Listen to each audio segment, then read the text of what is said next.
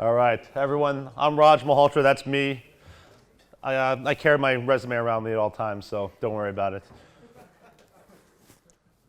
So anyway, we are going to be talking about option Greeks today, the ones that matter, delta, gamma, theta, and I promise you this will be interesting and exciting. So let's talk about a few misconceptions about options trading. You all hear they're very sophisticated, they're very risky, they're hard to understand, and they need to be taught with payoff diagrams like we're in a boring economics class. Those are all lies. Those are what option guys tell girls at bars to make themselves sound smarter, and what we tell our bosses so we get paid more. So it's not a total loss. So I'm going to teach you options in a way more interesting way, and hopefully you guys will enjoy it. So what are some about option Greeks? There are also some misconceptions, and let's talk about those. They'll tell you Greeks are the most important thing to understand when deciding which options to buy. That's something that finance professors will tell you because they don't know how to make money trading options. They'll tell you if you can calculate the Greeks properly, you will make money trading options. I know plenty of guys that can calculate Greeks and have no idea how to make money trading them.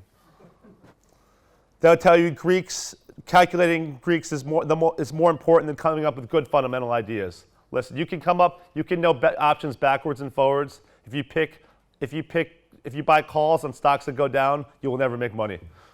If you know Greeks, you'll be able to figure out that one strike, that one maturity that will always make you money. The question I always get to ask is, which is the right option to buy? Well, nobody knows until after the fact.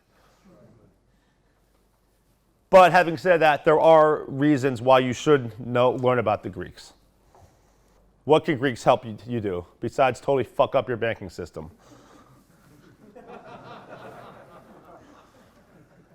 So if you get a firm grasp of the Greeks, they will help you judge which is the best one to trade based on your outlook on the underlying. Once you have an idea of where you think a stock is going to go, if you understand fully how the Greeks work, they will actually help you maximize your P&L in a trade. They can help you predict what will happen to the price of an option as the market changes. It's not always that simple how a option price changes prior to maturity without understanding how the Greeks actually work. Because if a stock moves X percent in, say an option expires 2 months from now, it's not easy to predict if the market moves 10%, how much the option is actually going to move if the stock rallies 10% in 10 days. It's not that easy to predict unless you actually understand how the Greeks work. And if you don't understand the Greeks, you'll have no idea what your potential P&L will be in a trade idea. And obviously, that's the most important thing for you to predict. Like you want to have an idea how much money you're going to make when you do an option trade. And honestly, that's one of the biggest mistakes most retail traders have. They'll just decide to buy an option because they like it. They have a trade idea. They think, okay, Apple's going to go down. I'm going to buy puts. But without any understanding of how much money they're going to make or why that's going to happen in their specified time period. And they'll have no idea what their P&L will be. And if you know the Greeks, an option trader can make a more informed decision about which ones to trade and when to trade them. You never come up with a trade idea and say, I always want to trade options. In fact, you'd be surprised. More of my students, I talk them out of trading options than into trading options because you have to have a reason why the stock is going to move in a certain time period. If you don't believe, there's a couple students here I've talked out of many option trades. So let's go through a few option basics. Some of you guys have never traded options before, so I'll explain it to you very, very simply and easily. Call option. The owner of a call option gives the investor the right, but not the obligation, to buy a stock at a specified price, which is a strike price, at a certain time period. What does that mean? If you buy a call option, you want the stock to go up as much as possible before expiration date. That's all. The owner of a put option gives the investor the right, but not the obligation, to sell a stock at a specified price, which is a strike price, at a certain time period, which is the expiration date. Again, very simple. If you buy a put, You want the stock to go down as much as possible before expiration date. Let's go through some other more option basics just so we can, before we get to the good stuff. So the premium, that's what an option costs. If you see a price listed on your screen, you have to multiply that price times 100 since each option contract represents 100 shares. So for example, if you see a call option is offered at $2, you have to pay $200 for that option, and that represents 100 shares of that stock, should you go through the strike price. The strike price, it's the price that you agree to buy or sell a stock at a later date. So for example, if the stock is trading $102, if you buy the 105 strike call, you're able to buy that stock at $105 at a later date, hoping that the stock is above $105. So obviously in that scenario, you'd want to buy a stock that's for $105. You want to buy a stock for $105 if it's traded at $110 in the open market. In theory, then you could just sell it right out and then collect your P&L. The expiration date, the last day to exercise an option. The intrinsic value, that's basically what a stock is in the money at the moment. Like in that last example, if the stock is rated $110 and the strike is $105, you have $5 of intrinsic value. The time value, that's the premium over the intrinsic value, which is also referred to as the optionality left in an option. We'll discuss a little bit more of that later on. And the implied volatility. Implied volatility is actually the only input in an option pricing model that there is any debate. Everything else, the strike, the time to maturity, spot price, everything else is undebatable. But the implied volatility is the only thing where there is some debate. And that's actually what option market makers are betting on, what they're actually pricing. So unlike most retail traders that are trading for direction, option market makers are trading for volatility. So they're basically betting on that implied volatility. So if you're trading an option versus a market maker, you guys both actually have different objectives. And you can actually both profit off. Both of you can be profitable. It's not in options, it's actually not a zero-sum game. An option market maker that's actually smart can actually make money while you're also making money, which is how a lot of Wall Street firms actually make money. That's how we would make money. If we were trading with smart hedge funds, like my friend over here, we would provide liquidity for them in options, but with us knowing what they're doing, we could both profit off of that. So that's a partnership that hedge funds and market makers or Wall Street firms have that where it's mutually beneficial. So we can discuss that offline a little bit more if you want. The option Greeks. Let's define them and then let's discuss why they're important. So the delta is how much the value of an option should change when the price rises by $1.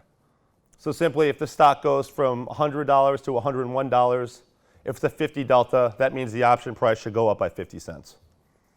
And if it goes down from $100 to $99, it should go down by 50 cents. The gamma is the rate of change in an option's delta per 1 point move in the underlying. So like if a stock goes from 100 to 101, it probably has a different delta at that point. So how much that delta changes is actually the gamma. So delta is how much it moves, gamma is how much it changes. Theta is the time decay of an option. It's the dollar amount an option loses per day. Since an option has an expiration date, it's worth a little bit less every day, and that is the theta of an option. And vega is the how much an option price changes per 1 move of volatility. So, for example, if implied vols go up, all option prices go up, and implied vols go down, all option prices go down. So let's talk about options pricing. I'll just put all these up at the same time. This is not super important right now, but I mean, just want to go through a little bit each one. The most important ones when pricing options, when affecting option prices, are the intrinsic value, the time value, and the implied volatility value. I touched on those a little bit already. There are other factors that influence option prices, but they're not super important. But the dividend rate, prevailing market conditions, as the whole market becomes more volatile, all option prices across all stocks tend to go higher and lower. As you know, the VIX is historically near a very historical low. It's at 11 something. If the VIX goes up to 20, you'll see option prices across every equity go higher. Supply and demand for options matters, especially in names that are less liquid. You know, as the market makers are setting positions, if they keep getting taken on one side of the market, they're gonna move their markets around to reflect the two-way volatility. And interest rates also matter a little bit. This is an example of options chain. After the presentation, you'll understand what all these things mean.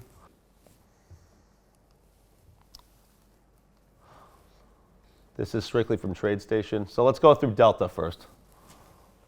Delta is, like I said, how much the value of an option moves when the underlying moves by $1. All call options have between a 0 and a 1 delta.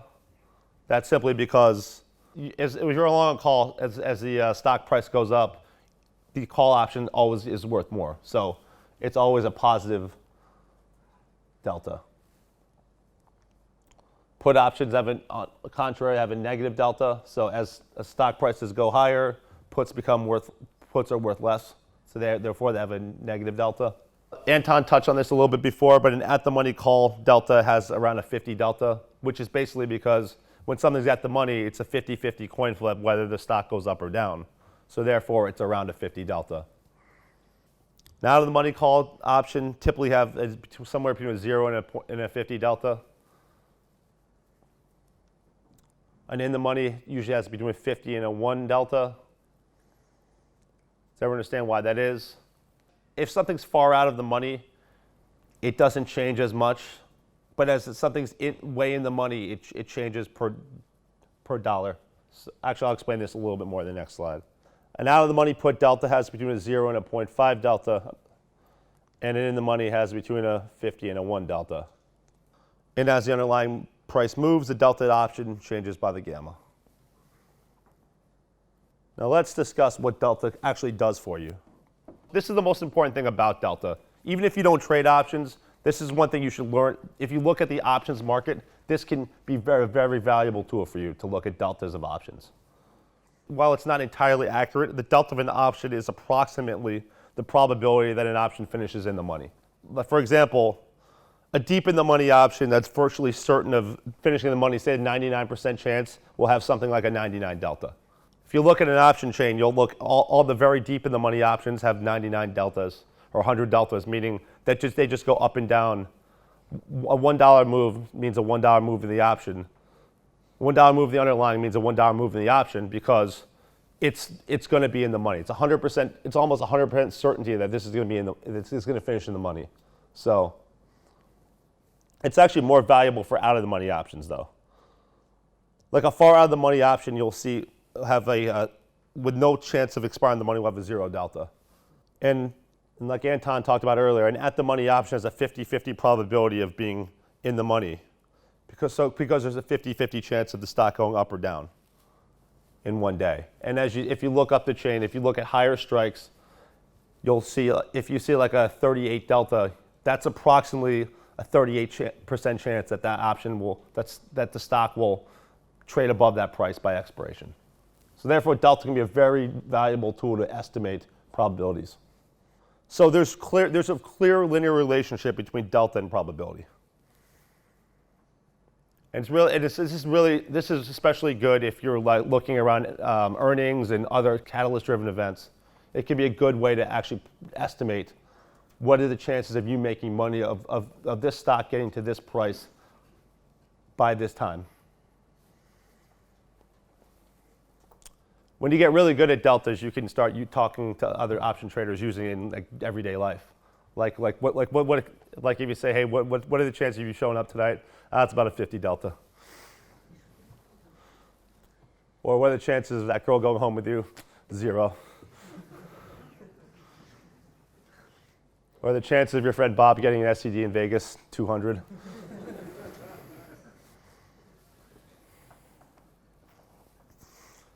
Again, the most important thing is make sure you understand that linear relationship because it can be a very valuable tool. Let's talk about gamma. Gamma, we talked about, is change. It's the change in a options delta per 1 point move in the underlying assets price. So basically, anytime you're long an option, you're long gamma. Anytime you're short an option, you're short gamma. Gamma can also be useful to describe life events. Like, let me ask you a question. If you were working at an investment bank and you were the lowest man on the totem pole, if you were like, there was 12 guys on the desk and you're number 12, do you think you're long gamma or short gamma? Who thinks long gamma? Who thinks short gamma? You're supposed to speak. Who thinks long gamma, yes or no? No? Who thinks short gamma? You're all wrong. If you're long gamma, if you're the bottom of the pole, you want change. If you're the bottom guy there, you want 10 guys ahead of you get fired, because then you move up to number 2. If you're Lloyd Blankfein, do you think you're long gamma or short gamma? Short. Correct, right, you're short. You make $23 million a year. Why would you want anything to change? You want no change when you're at the top, and at the bottom, you want as much change as possible. So think of that in life. You guys, I can tell, are probably long gamma. That's why you're here. Maybe one day you'll be here, so then you'll be short gamma. So when an option is near or at the money, that's when gamma is at its largest. That's clear, right? That's the most gamma. You're right at the money, that's when the most can change. When adoption is deep out of the money or deep in the money, the gamma is small because the option prices don't change that much.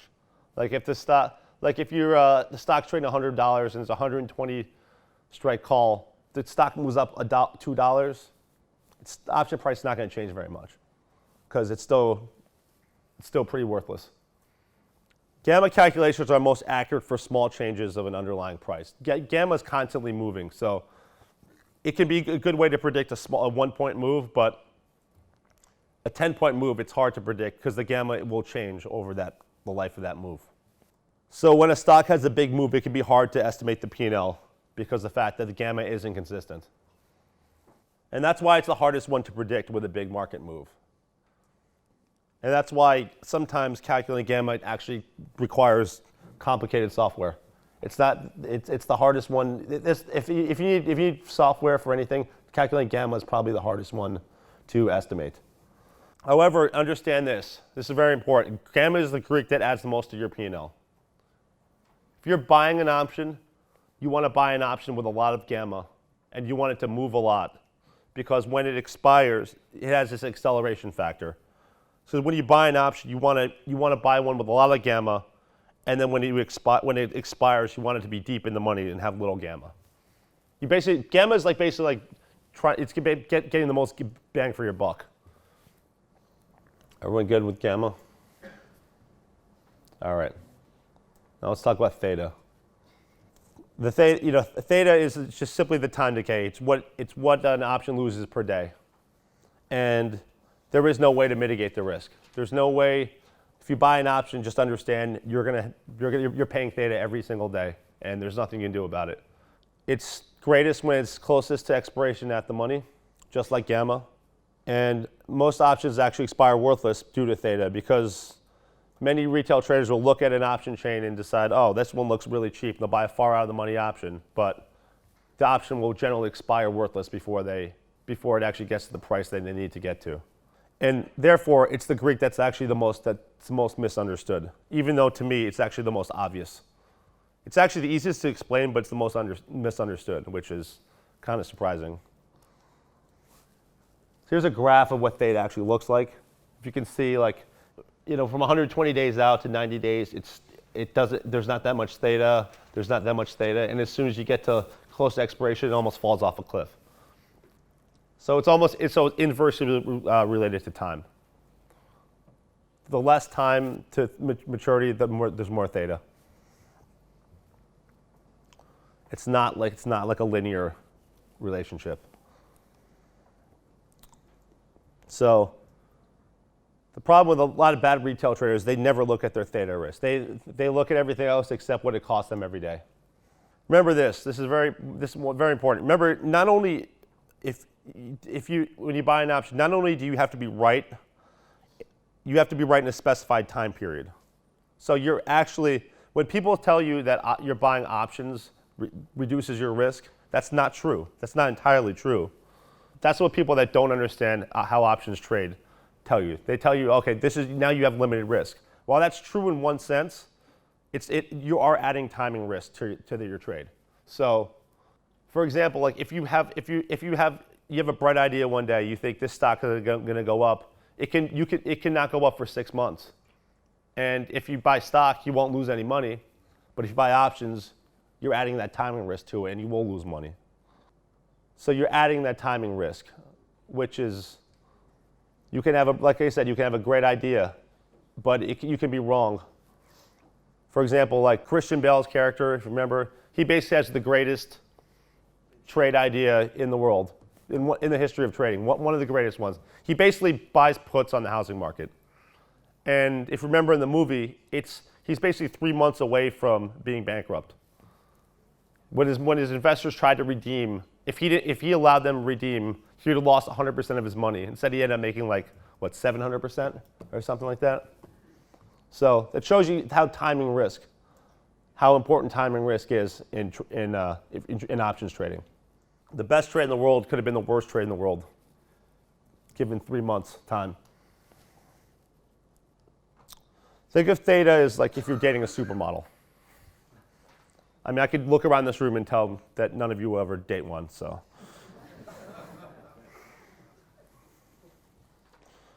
But think of it like dating a supermodel, right? Each day your wallet's a little bit lighter. Each passing day it becomes a little less attractive and way more annoying, and eventually it falls off a cliff. So now that you know what all the Greeks are, you can see, if you look at, this is TradeStation, you can see what all these columns mean. You can see what the implied vol is. You can see what the theta is, the gamma, the delta. The deltas go higher as the strikes go higher, which kind of makes sense. The gammas, that's because they're too small. The thetas are greatest at the money strikes. Now, once you see all these numbers, you actually know what they mean now. So, I'm glad for you.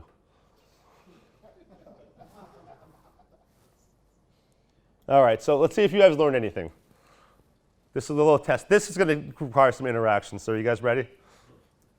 Get your thinking caps on. All right. So, how does the volatility actually affect the other Greeks? How does each one? Obviously, they affect each other, right? They're not on an island. Each Greek affects the other one. So let's see if you can pass these tests right here. So when implied volatility goes up in an option, what happens to the delta? So let's examine each one. So if implied volatility goes up, what happens to an out of the money delta? Does it go up or down? Who thinks up? Who thinks down? You're supposed to speak. All right, well, I'll let you off the hook. The first one, an out-of-the-money option, if the implied vol goes up, the delta goes up.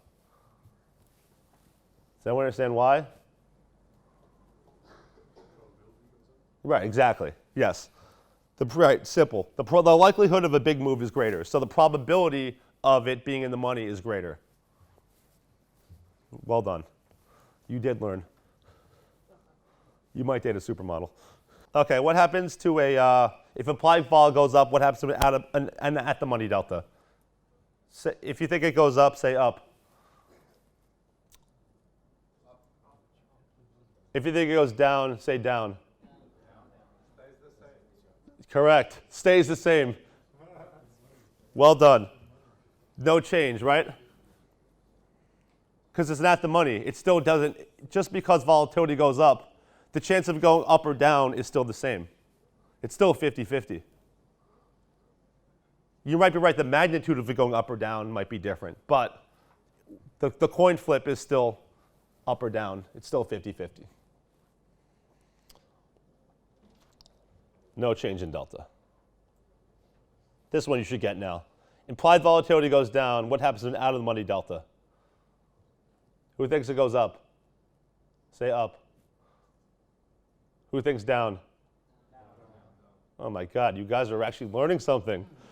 It goes down, or sometimes it doesn't move. It doesn't move for very far out of the money options, but generally it does go down. Obviously, if it's zero, it can't go below zero. Or you're really far out of the money, like one delta options don't go down to zero. So you guys are getting there. All right, how about an at-the-money delta? An at-the-money option delta. Implied vol goes down. You should know this. What do you think? No change. See how much you guys learned? Congratulations. All right, you're doing good so far, but now it gets harder. Let's talk about gamma. What happens when volatility changes affecting gamma? So what happens to an out-of-the-money option gamma? When implied vol goes up, what happens to an out-of-the-money option gamma? Does it go up or down?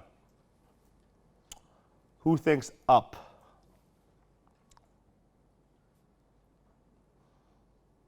Who thinks down?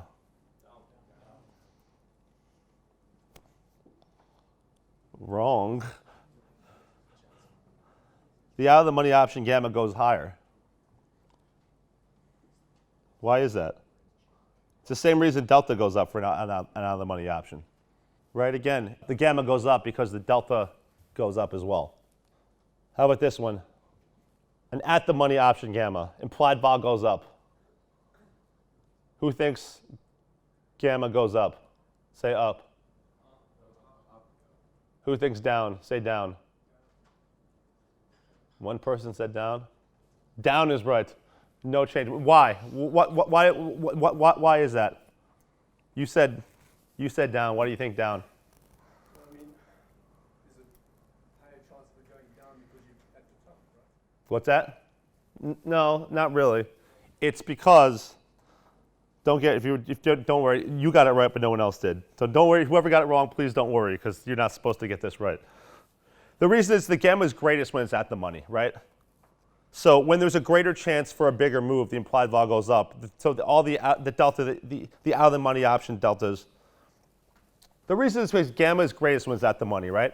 So when implied vol goes up, all the deltas of the out of the money options are also higher. So the deltas actually change less. Like the option prices change less. But basically, like remember we talked about how you wanted like the greatest change in the acceleration factor. With lower vol, there's more gamma because the moves matter much more. So basically, as when vol is almost zero and you have a big move, it's worth much more. So that's why when the implied vol goes up, the at the money option goes down, and likewise the other way. Is everybody confused yet? It's like because when vol goes up, the moves matter. The moves actually matter less. So that's why likewise when implied vols go down, the gamma goes higher for an at the money option, because again it's back to that acceleration factor. When vol goes up, the delta of out of the money options goes up. So therefore the gamma goes down. All right. So here's a question that most people in the room will get wrong, including most of the mentors. As volatility approaches infinity, what happens to the gamma of options? Gamma goes up. Who says up? The model breaks. What's that? that might be true. The model does break. But what happens to the gamma of options? It approaches zero, actually. You're right. So therefore, you're right. The model does break because it actually approaches zero. Because basically what happens is when volatility becomes infinite, the option prices just don't change. Just because they can literally trade anywhere.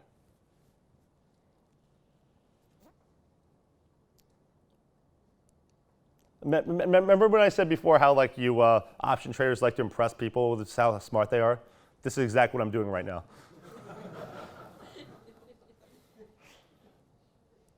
So here's a question that nobody in this room will get right, including all the mentors and Anton. So what happens as volatility approaches infinity? What happens to the delta of options? What's that? It goes up to infinity? No, that's not correct. That was a good guess, though. At least you guessed. equals 1. No. They all have a 50 delta. Was I right? No one got it right? Does everyone know why? Exactly. You're right. It could go anywhere. What? What? It doesn't change. Right. They don't really. They don't really change. What happens is the market's so volatile. Everything basically has a 50-50 chance of finishing in the money. So remember that delta probability rule? They basically just the model does break, but basically all options have a 50 delta at that point because they just don't change. Like the price has changed, but it's kind of a weird question. But basically, when there's infinite volatility, the underlying can trade at any price. So literally anything can happen. So they all have 50 deltas, which is a very complicated question. So basically, like when volatility becomes infinite, it's like if you drop a heroin addict in Bangkok with 6 months to live. Anything can happen. Not speaking from experience. What happens to theta? What happens to out-of-the-money options when implied vol goes up? Does theta go up or down? Who thinks down? Who thinks up? It's up. Why is it up?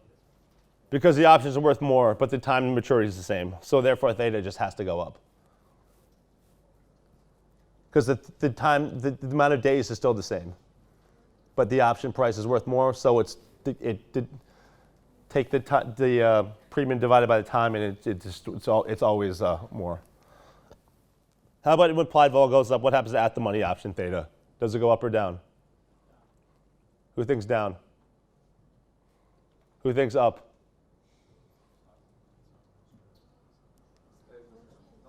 No, it goes up. Again, it's the same thing. Theta is a very linear relationship. If the option's worth more and it's the same amount of days to maturity, it has to have more theta. It's like if an option goes from $1 to $2, and if there's 3 days to maturity, the theta is just more because the option's worth more, and it has to decay more.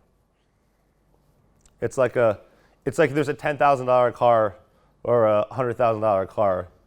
Which one decays more? Which one loses more value when it's driven off the lot in dollars? Every automobile would lose like 20% of its value when it's driven off the lot, a brand new car. So obviously in real dollars, a $10,000 car loses $2,000 and a $100,000 car loses $20,000. So it's just simply a linear relationship. When vol goes up, all options have more theta. And it's also greatest when you get closer to maturity.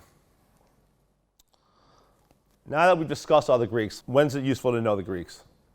Besides when you're trying to get free gyros. So Greeks are very, very important for market makers. In fact, that's the most important thing for market makers because they have a different strategy than directional traders. Guys like me sitting at a desk, managing a portfolio of options, need to know Greeks backwards and forwards. If you want to understand how market makers trade, I did my one in New York was about how to think and price options like a market maker. But some takeaways are, when a market maker trades an option, he immediately needs to trade stock to cover his delta risk. So when like we talked about before, if he sells a call, he immediately needs to buy stock to hedge his delta because he's betting on volatility, not direction. He's not taking the other side of your bet and hoping that stock goes down. He's betting on realized volatility. Market makers, they usually have a portfolio of options in different stocks or indices, and they have a basket of different names. So he's constantly looking at his overall delta, gamma, vega, theta, his portfolio risk. Just like you're managing a portfolio of stocks, he's managing a portfolio of Greeks. So therefore, they're always shocking in their portfolio. This is the thing that they always do with their portfolio, literally every day, if not more than once a day. So basically, when you shock your portfolio, the market maker will look at what happens if the stock moves down 20, 30% or more, and then make guesses of what's going to happen to vol and what's going to happen to their gamma and their vega, and therefore come up with their best and worst case scenario for P&L. And that's obviously very important to all market makers. And also like what their book is going to look like when it does move that. What's their new delta, what's their new gamma exposure, what's their new vega exposure going to look like? So like I said, understanding the Greeks is the most important thing for a market maker. But why is it useful for you guys to understand Greeks? Because you're not going to do that to your portfolio. You're not going to have a basket of 17 options in 8 different names. Well, it can be very useful to you because it can help you punish them. See, understanding the Greeks can help you make a more informed decision of whether an option might be better than trading stock. Often you'll see strikes with a lot of open interest. And if you know there's a lot of open interest and knowing how market makers are positioned, there's a lot of stock that they may need to buy or sell should it move through strikes. And you can use that to your advantage as a retail trader. Knowing like a lot of times you'll hear the term price action. It's like, what's the price action doing? Sometimes it's not real money buying. Sometimes it's option market makers just trying to re-hedge their portfolios.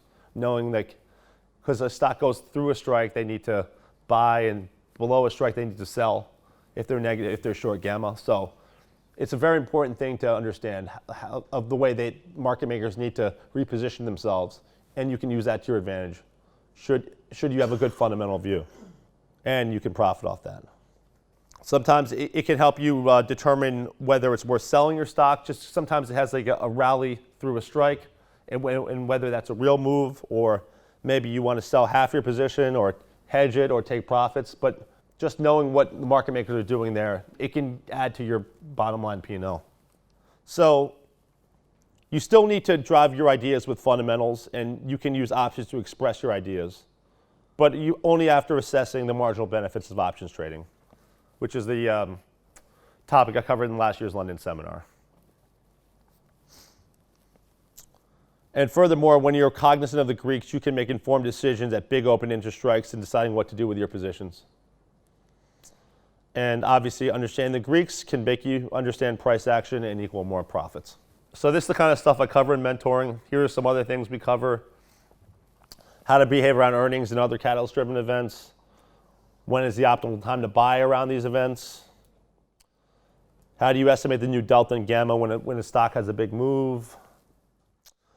Using average gamma and other tricks to estimate P&L in an options trade. I said before, gamma is very hard to predict, but there are ways to guess with pretty good certainty of what your P&L is going to be due to gamma and other tricks if you just look up and down the option chain.